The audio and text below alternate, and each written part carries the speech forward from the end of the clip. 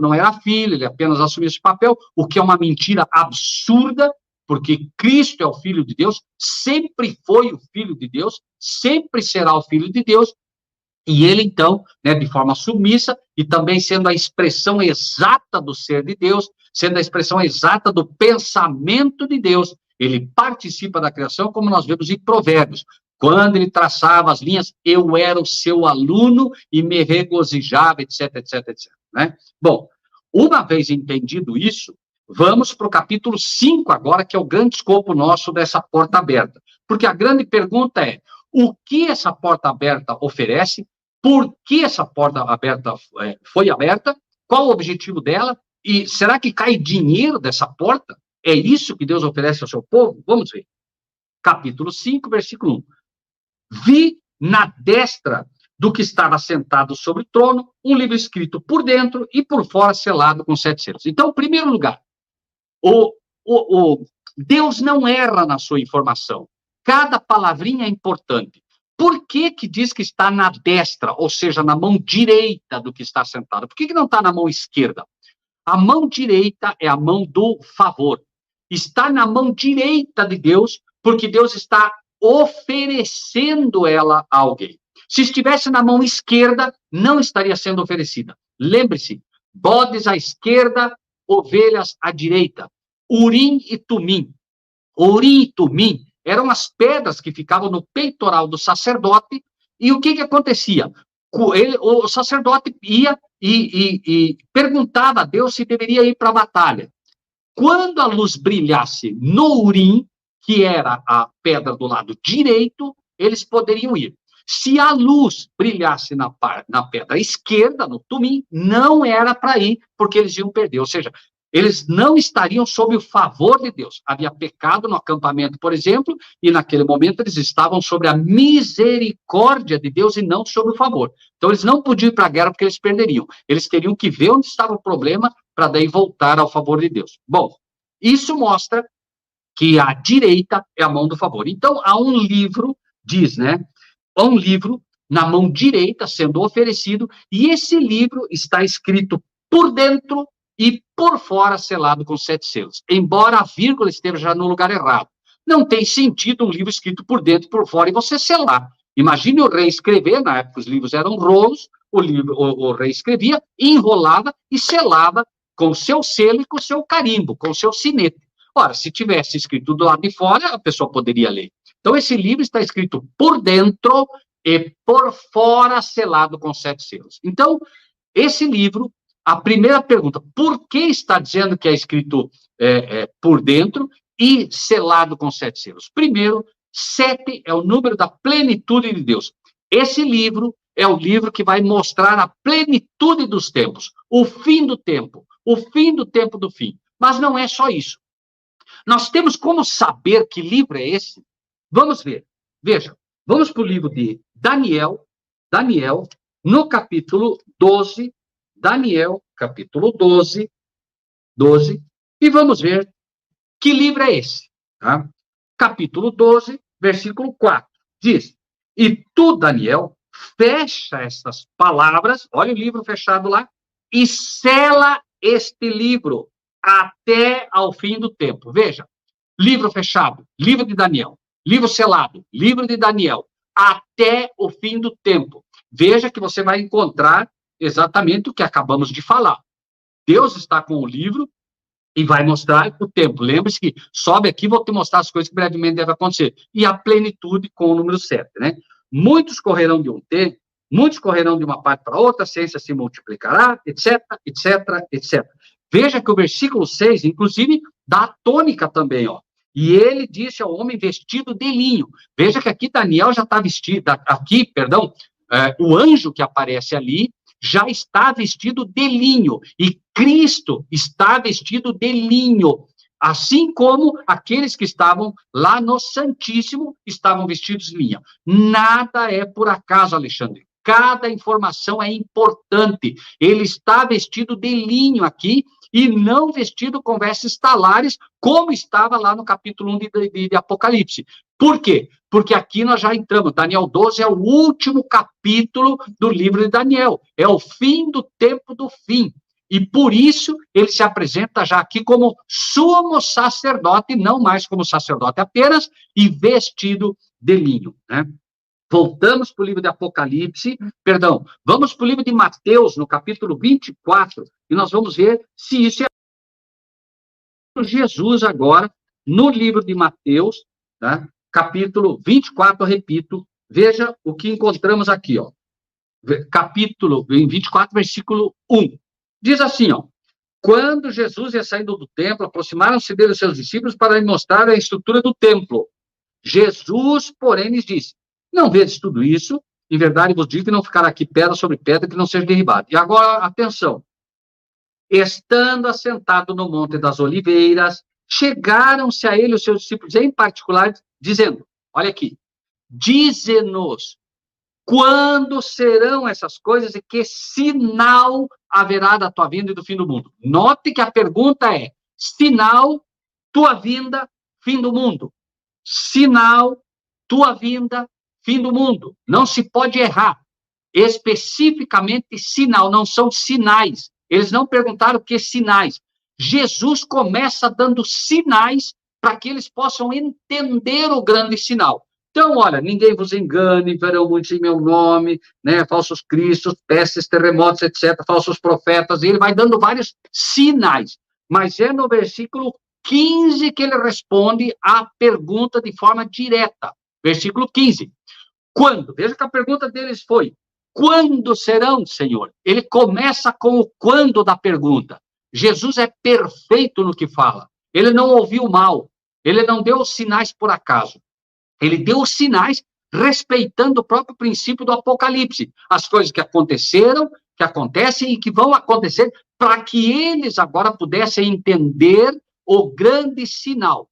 Quando, pois, virdes que a abominação da desolação de que falou o profeta Daniel está no lugar santo, quem lê entenda. Então, veja que inaugura-se esse tempo, né, e ele remete você para o livro de Daniel, né? Então, fim do tempo, né? Senhor, que no tempo do fim, Senhor, o que vai fazer? Vai para o livro de Daniel. E no Apocalipse, voltando agora para o livro do Apocalipse, capítulo 5, nós vamos ver exatamente isso. Jesus levando você para o livro de Daniel, para o tempo do fim, e o livro de Daniel confirmando que o livro selado é o livro que leva o seu nome, tá? O Daniel, o que quer dizer Daniel? Dan, juízo, é o Deus, juízo de Deus. Então, as pessoas que não acreditam no juízo têm um problema seríssimo, porque o Apocalipse é muito claro em dizer que este livro é o livro de Daniel e que o próprio nome, Daniel, quer dizer, você pega Êxodo, o livro de Êxodo, fala do Êxodo. Você pega Apocalipse, fala da revelação. Você pega Daniel, é o livro que fala do juízo. Daniel, juízo de Deus, né? Bom, e aí nós vemos, então, avançamos. Uma vez que nós identificamos, vou ler de novo, 5. 1. Vi na mão direita de Deus, que estava sentado sobre o trono, o livro de Daniel, escrito por dentro e por fora selado com 7 selos. Veja que nós vimos o livro selado lá. Ok. Versículo 2. E vi um anjo forte bradando com grande voz. Quem é digno de abrir o livro e de desatar os seus selos? Muitas pessoas dizem que esse é Jesus, o anjo forte, porque é tratado como mensageiro. Não. Esse anjo é o anjo Gabriel. Ele vai surgir lá no livro de Daniel também. Lá vai aparecer o nome dele, o anjo do Senhor. Esse anjo é o anjo Gabriel, que é o anjo hoje que substituiu Lúcifer e é que é o anjo responsável por notificar os servos de Deus na terra quanto às boas novas. Esse é o anjo que apresentou as boas novas do nascimento de Cristo àqueles pastores. Esse é o anjo que é relatado no capítulo 1 do livro do Apocalipse que lemos, ó. Revelação de Jesus Cristo, a qual Deus lhe deu para mostrar aos seus servos as coisas que brevemente devem acontecer, pelo seu anjo as enviou, que as notificou a João, seu servo. Esse é o anjo Gabriel, o anjo mais poderoso do céu hoje, anjo. Lembrem-se, Deus, Jesus e o anjo, tá? Essa é a hierarquia celestial, tá? Então, aí, esse anjo bradava. Quem é digno de abrir o livro e desatar os seus selos? Então, veja bem, ele está perguntando quem é digno. Nós sabemos quem é digno. O único que é digno é Jesus Cristo. Deus está oferecendo exatamente o Apocalipse, revelação de Jesus Cristo, a qual Deus lhe deu. Deus vai entregar aqui a revelação máxima do livro para Jesus. Jesus, então, agora, está ainda no lugar santo, mas vamos ver o que vai acontecer agora. Versículo 3. Note, vi uma porta aberta no céu, que é o Santíssimo. No 3 diz, ninguém no céu, nem na terra, nem debaixo da terra podia abrir o livro, nem de olhar para ele. Alexandre, uma pergunta que todo cristão, todo aquele que se diz servo de Deus deveria fazer. Essa é uma pergunta que todos deveriam fazer. Você pergunta para qualquer cristão hoje, seja de que denominação for, você pergunta para ele, escuta, onde Jesus foi quando ressuscitou? Ah, o céu.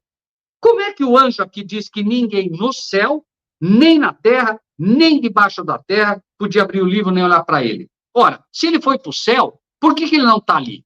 O anjo está testificando que Jesus não está ali, ó. Ninguém no céu, nem na terra, nem debaixo da terra podia abrir o livro. A única maneira de entender isso, Alexandre, é aceitar a verdade do santuário.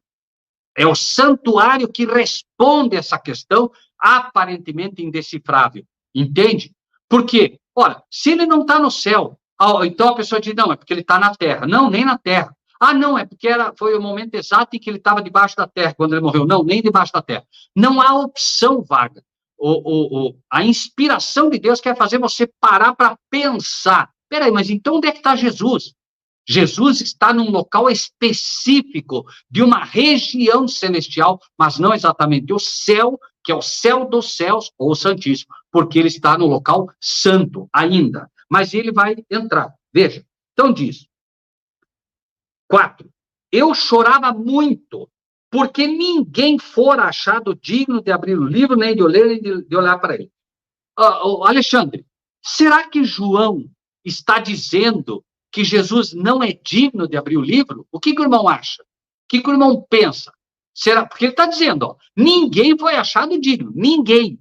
Deus está com o livro e ele está dizendo, ninguém foi achado digno. Ora, nós sabemos que Jesus é digno. Mas João está dizendo que Jesus não é digno? Não. O que João está dizendo é, ninguém foi achado. Essa palavrinha é muito importante. Por quê?